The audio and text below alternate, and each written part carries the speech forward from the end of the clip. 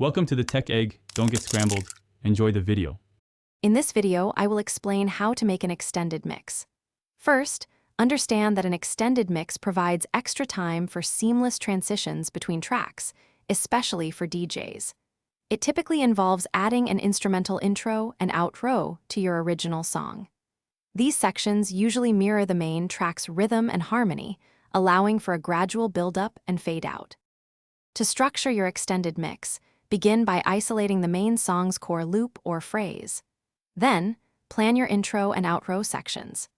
These are typically 32 or 64 beats, or even 128 beats, providing ample space for mixing.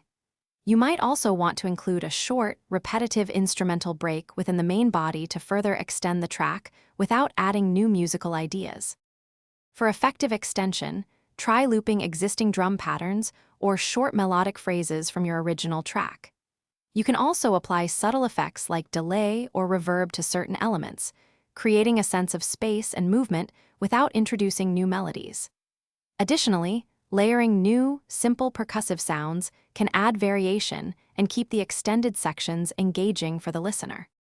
Finally, review your extended mix to ensure all transitions are smooth and musically coherent.